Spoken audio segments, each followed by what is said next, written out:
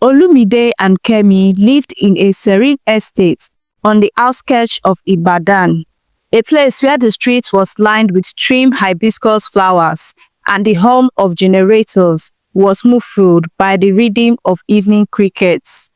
Their home was a modern duplex with cream walls and wide glass windows that caught the soft glow of the setting sun. Life there was quiet, ordered, and filled with the warmth of family. Olumide was a procurement consultant, one of those rare professionals who made a living helping multinational firms cut costs and manage contracts. His job was demanding, often dragging him to Lagos for days, but it paid well and kept their home secure. Kemi, on the other hand, ran a thriving event decor business. Her weekends filled with colorful fabrics, glowing lights, and the chatter of weddings. Together, they made a pair admired by many, hardworking, modern, and deeply in love. Their joy was crowned by their daughter, Tifeoluwa, a bright-eyed 3-year-old. With a smile that could soften even the hardest day, Tife was the jewel of their home, the laughter in their mornings, and the reason why Kemi and Olumide never hesitated to sacrifice. Yet with success came busyness. Olumide's work trips grew frequent, and Kemi's events pulled her out of the house at odd hours. They needed help, not just anyone, but someone trustworthy who could take care of Tife while life pulled them away. That was how Amara came into the picture. She arrived with calm confidence, recommended, so they thought, by a reputable maid agency in Bodija. She was neatly dressed in a modest African gown, her hair pulled into a tidy bun, and her voice soft as she greeted them with a smile. "Good afternoon, sir. Good afternoon, ma. My name is Amara." Her references seemed flawless, her respectful behavior, and her hands gentle as she held Tife's tiny fingers. The child giggled at once, a sign Kemi took as approval. Within days, Amara became a quiet presence in the household. She cooked simple meals, kept the house in order, and most importantly, bonded quickly with Tife. At first, Kemi felt relief, even gratitude. She could now travel for weekend events without the fear of leaving her daughter uncared for. Olumide, though cautious by nature, nodded his approval. "She seems alright," he told Kemi one evening as they relaxed in the living room. "At least Tife likes her." But life has a way of dressing shadows in bright clothes. And soon, little things began to unsettle with Kemi. It started with the way Amara often stared at Tife, long lingering looks when she thought no one noticed. Then came the odd hours. She wandered through the house, her footsteps faint but deliberate. Once, Kemi swore she heard the faint murmur of Amara's voice in the middle of the night, as though she was whispering to someone. But when she checked, the maid was in her room, pretending to sleep. Kemi brushed it aside. Perhaps it was her imagination. After all, stress had a way of playing tricks. But she didn't know that her peaceful home had just opened its doors to something darker. At first, life with Amara seemed smooth.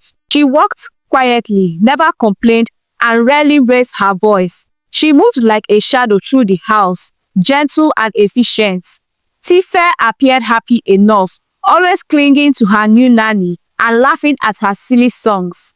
Kemi allowed herself to relax, though unease still tugged at her occasionally. But soon little cracks began to show. One night around midnight, Kemi woke with a start. It wasn't the noise of the generator or a car horn from the estate gate. It was something else, a faint sound, almost like a lullaby, floating down the corridor. She sat up, heart pounding. Olumide was away on a trip, so the house felt larger and emptier. She tiptoed to the hall. Tife's door was slightly open, the soft glow of her cartoon night light spilling out. Peeping inside, Kemi froze. There was Amara, sitting at the edge of the bed, her lips moving quickly, whispering words that didn't sound like any lullaby Kemi had ever known. Tife lay still, eyes half open, as though she was caught between sleep and wakefulness. Amara, Kemi's voice cracked the silence. The maid turned slowly, her face bathed in dim glow. Then she smiled, calm, unbothered. Madam, she couldn't sleep. I was only comforting her. Kemi nodded hesitantly, though unease coiled in her stomach. She carried Tife back to her own room for the night. As she lay awake beside her daughter, she told herself it was nothing. Amara had probably been humming her own village songs. Still, something about the scene unsettled her. Days passed, but more oddities emerged. Amara always seemed to appear suddenly, as though she anticipated Kemi's every move. If Kemi walked into the kitchen, she would find Amara already standing there, hands folded, smiling faintly. One Saturday afternoon, while chatting with her best friend Adanna, Kemi casually mentioned her worries. They sat in the cozy cafe at Body Jam Mall, sipping Chapman and watching people stroll by. I don't know, Adanna, Kemi said, frowning. Amara is good with Tife, but sometimes she gives me chills. The way she stares at her, the move she makes at night. Adanna, bold and sharp-tongued as ever, scoffed. Chai, Kemi, you are too soft. If something feels wrong, then it probably is wrong. Don't ignore it. You know I don't take nonsense.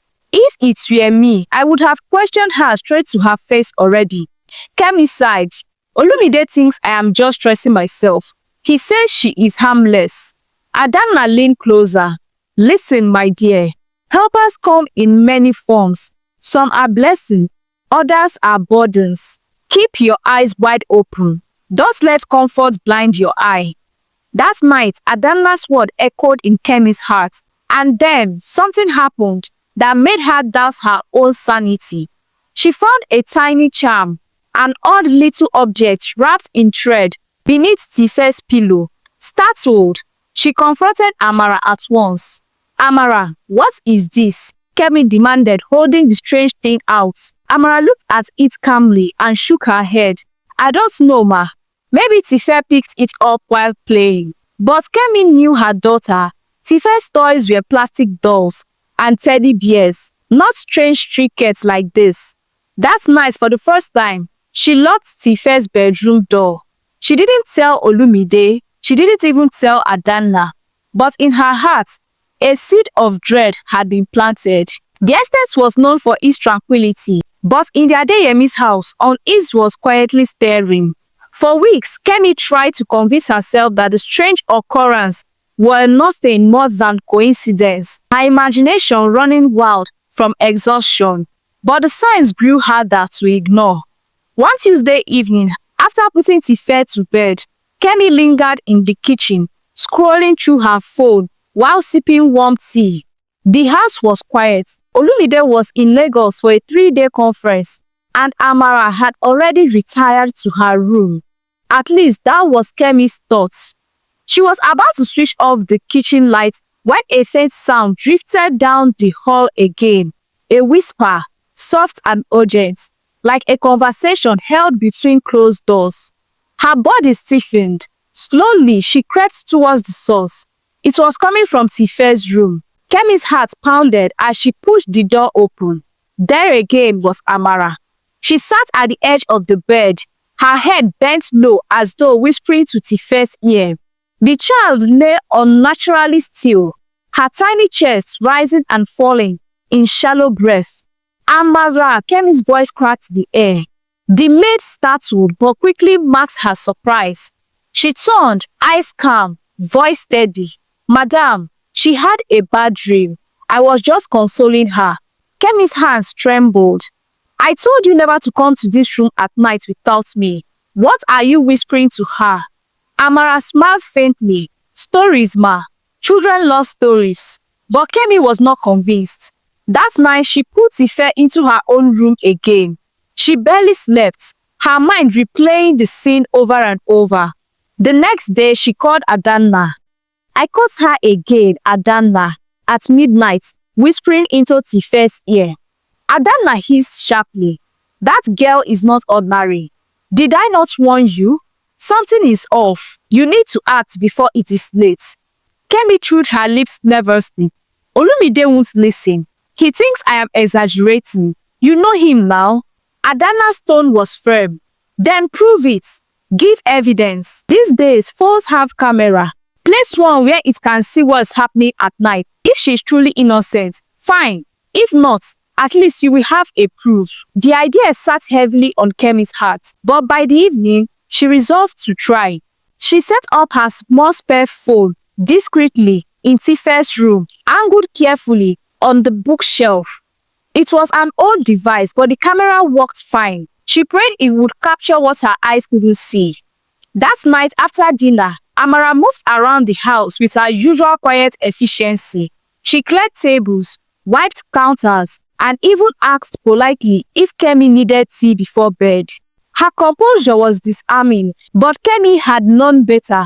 Around midnight, Kemi lay awake, her heart pounding, as she imagined what might be happening just meters away in her daughter's room.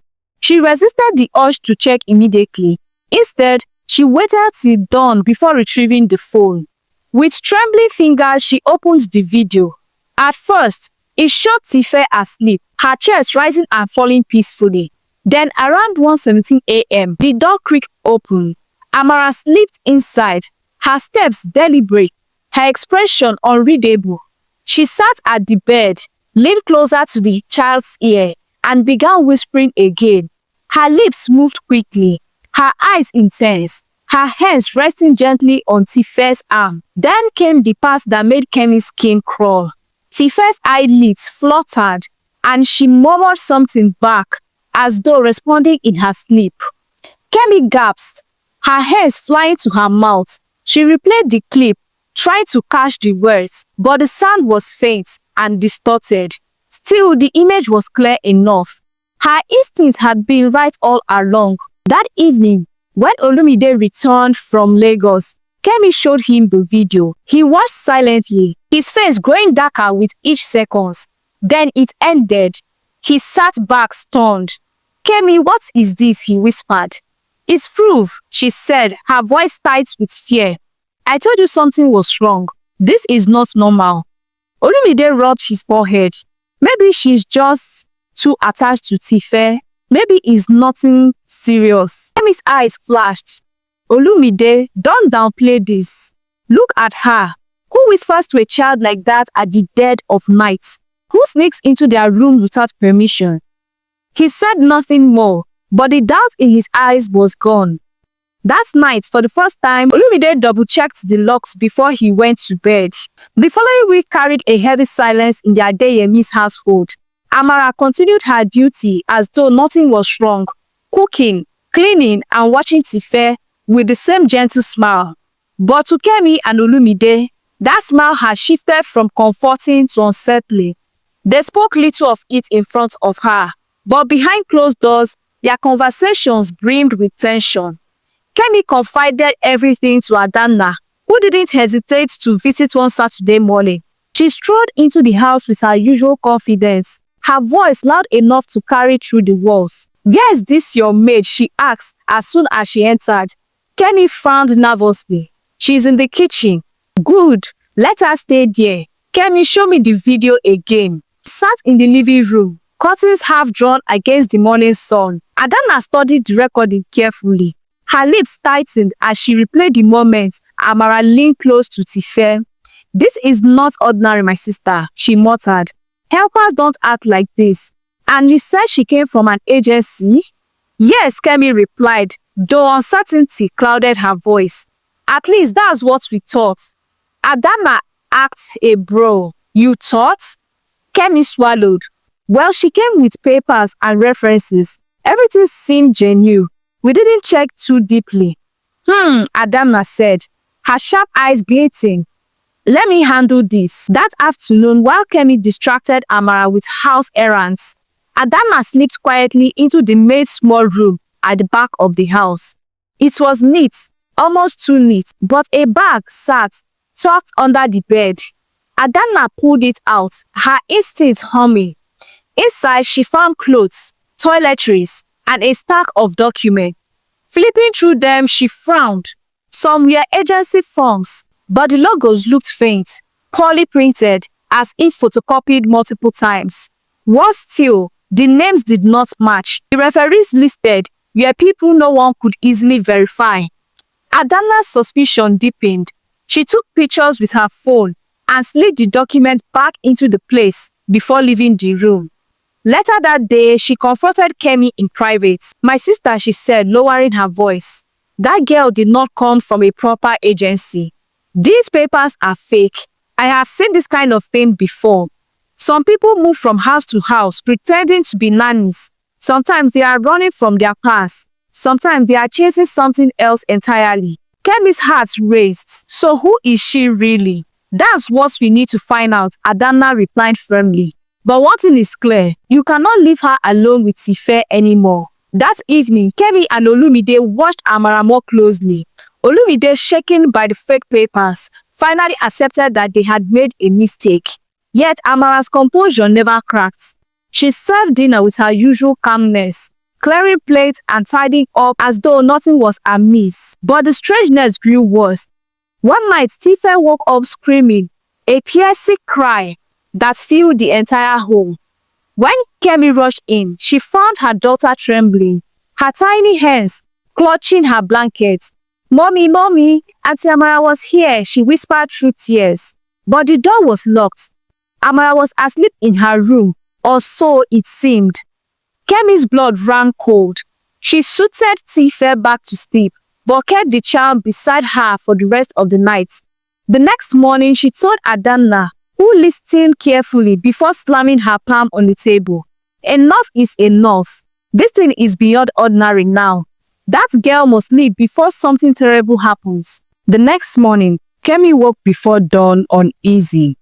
Something about Amara's quietness the previous night had felt too calculated. She decided to check the maid's room. When she opened the door, the room was empty. The bed neatly made, but the wardrobe half open. Inside were clothes that didn't belong to the maid at all. Expensive perfumes, a sleek phone, and an envelope containing photographs of them. Pictures of Tife playing in the compound. Pictures of Kemi and Olumide asleep in the living room. Kemi's breath caught in her throat. "Olumide," she screamed. He rushed in, and when he saw the photos, his face hardened. "She has been watching us." They called the agency immediately, but the woman on the line swore no one named Amara ever worked there. That was when they all sank in. Amara had never been from any agency. She had walked into their lives wearing trust like a disguise. Suddenly, the back door creaked. Olumide moved fast, stepping outside with a torch. There she was, Amara, digging a small traveling bag towards the gate, her calm face illuminated by the dim security lights. "Stop right there," Olumide shouted. Amara froze, then turned slowly, her eyes glistening like something cold. "You should thank me," she said softly. "Your home was too perfect. I only came to test its strength." "What are you talking about?" Kemi's voice trembled as she joined her husband. Amara gave a small smile. "Families like yours, you let strangers in so easily. Thank your stars that I didn't hurt you." Olumide stepped forward, but she dropped the bag and ran. By the time the estate guards arrived, she had slipped into the night, vanishing beyond the gates. For a long moment, silence reigned. Then Kemi exhaled shakingly, clutching her husband's arm. "She came to destroy," she whispered. "But thank God she didn't succeed." Days later, Adanna came over, shaking her head as Kemi narrated everything. "You see, evil doesn't always shout. Sometimes it whispers," wearing a calm smile. Kemi nodded, her eyes distant. "Next time, I will always listen to my instincts and never allow a stranger into my house. I and my husband will find a way to raise our child independently."